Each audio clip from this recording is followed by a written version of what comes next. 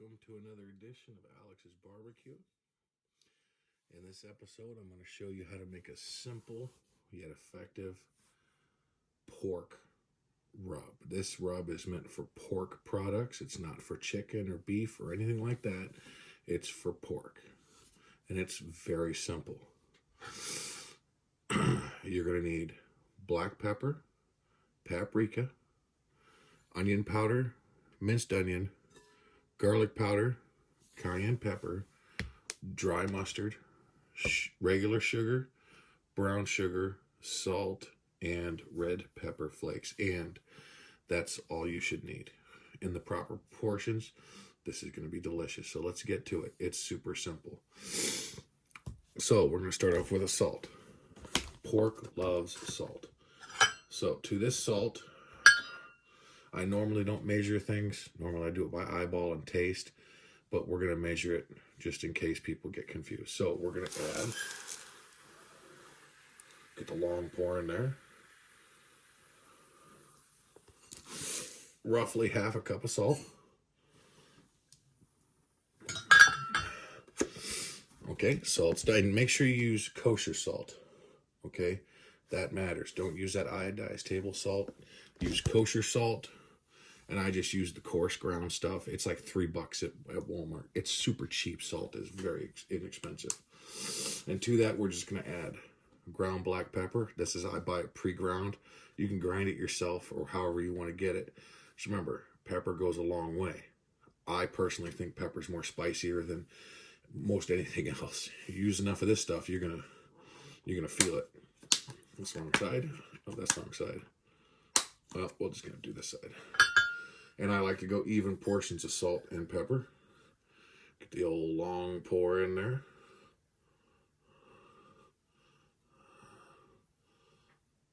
And I'll do even portions of salt and pepper. So half a cup of salt, half a cup of pepper in. Ooh, that is spicy.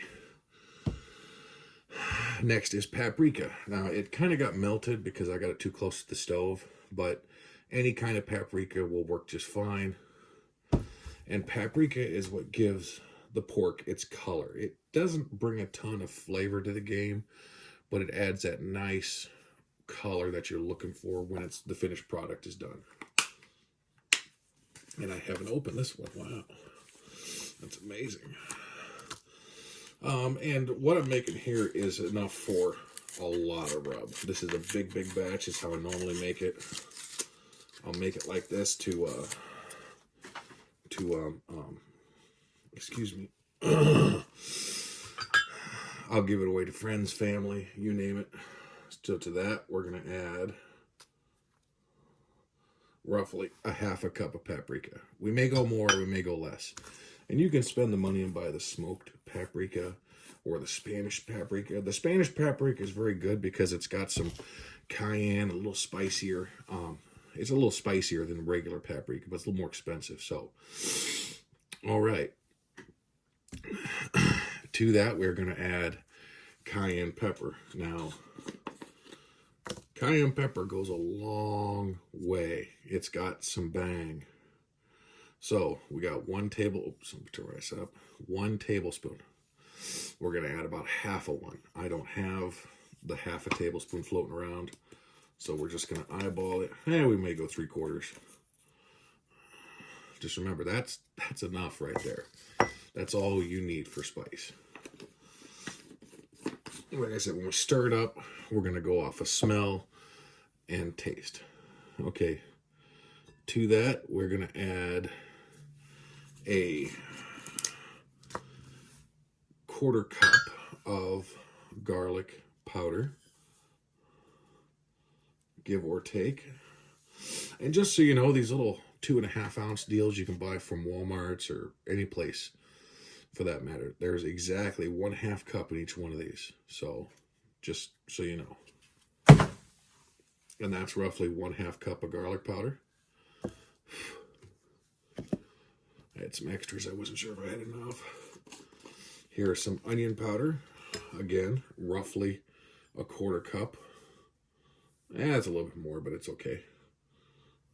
There's onion powder. And there's controversy. You can use granulated garlic, etc. The only thing is these powdered products, they clump up real easy, especially when we start adding the brown sugar, because the brown sugar is full of molasses. So, okay. And this is what I add that I enjoy that really makes the difference. It's the minced onions. Dehydrated, of course, minced onions. Very good addition. Gives it that onion flavor much more that I enjoy. And we're going to add, roughly 3/4 of a cup there, give or take. This isn't rocket science. There's no right or wrong way to do this. It's just, remember to just do it. Now, we're going to get into the red pepper flake. Now, the red pepper flake, this stuff, I get this from Costco because it's in bulk and it's cheap. Red pepper flake is very spicy. And I mean very spicy. A little bit goes a long way. And you don't want the thing peppered in the stuff. It's strong. So, and I know I'm using a cup for everything, but that's about it. Maybe 1/8 of a cup. That's all I ever want in it. All right. And to that, we're going to add brown sugar. Normally I go by eyeball, but like I said, I'm going to measure everything out for people. A little over. There's half. And it's clumpy too, so we're going to be off on our measurements, but it's still moist. There's 1 cup of that. And we have the white sugar here. Let me get nuts.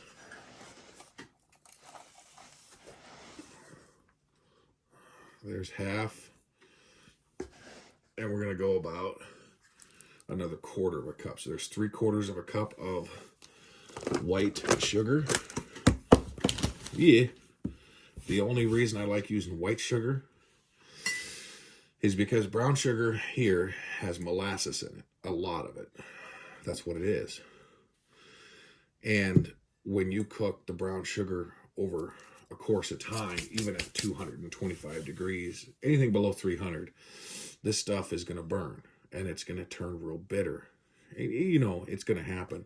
I use the white sugar because it just adds a little more sweetness without the bitterness of the brown sugar. So, and that's the way I look at it. And everybody's opinions differ, but this is how I do it. And you can do it this way. You can use this recipe and modify it to your taste, etc. Now, what sets this apart is the ground mustard. The ground mustard in any barbecue rub for pork really sets it off. I mean, really good. So to that, we're going to add about that. That's about 3/4 of a cup, give or take.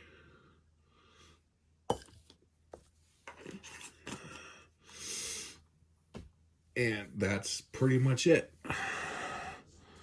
All right, let's mix it up. And since this has got cayenne in it, a word of warning for you fellas and gals who want to do this: don't use your fingers. Use a fork or a whisk or something, because that cayenne's going to get your pores of your hands. See, your hands. And if you want to get kinky with a partner, even hours after you do this, and you wash your hands 900 times, trust you me, that's the last time they'll let you touch them.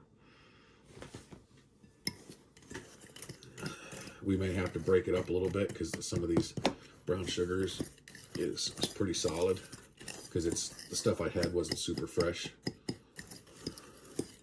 We're going to have to use our hand. That'd be a spicy night for the old lady. Just break it up with your hands just like this.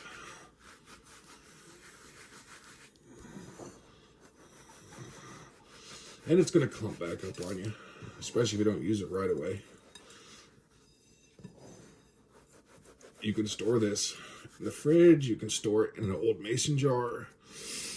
Just remember to store it in a cool, dry place. Pantry, closet, whatever. You can vacuum seal it. That's even better. That's what I do.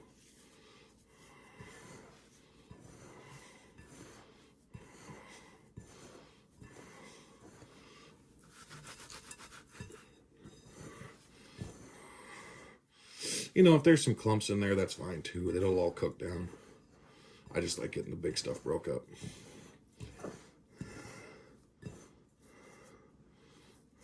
This is a pretty standard rub for almost anything with barbecue.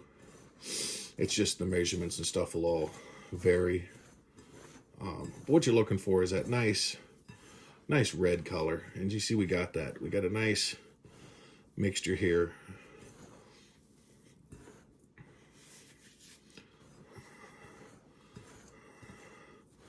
Like I said, so that's what we're looking for. Nice salt. You can see the salt in there. The minced onion. You can see the red pepper flakes. So,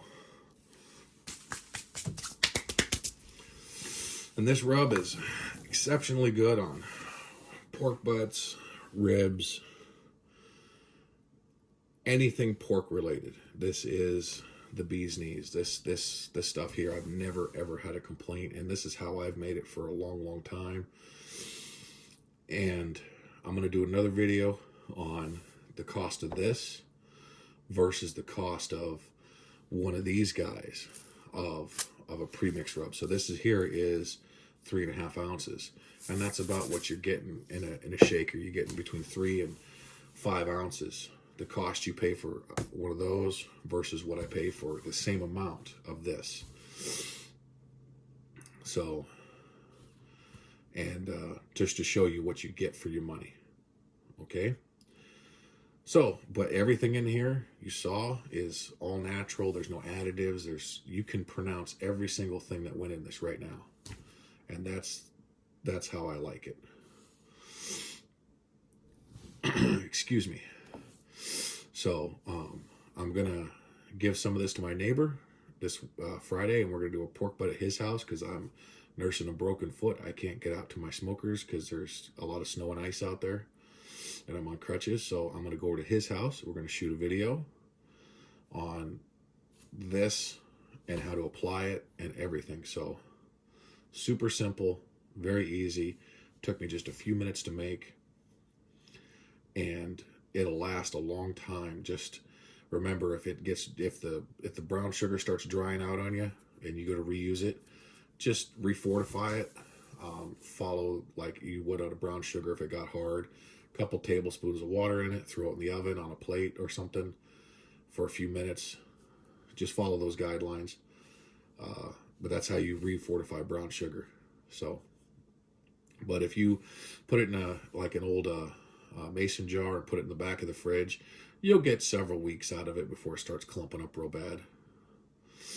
And then you just rehydrate it a little bit because that brown sugar is full of a lot of moisture, and it will soak up all the moisture out of these dry spices that we just added. So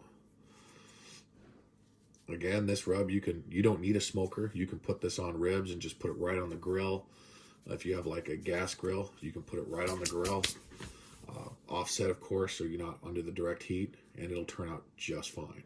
So any questions, comments, please let me know. And please remember to like, share, and subscribe. I enjoy barbecue very much. It's part of me. So promote the channel, and let me know if there's anything you want me to try or do, and I will see if the old budget there gives me the access to do it. So, thank you.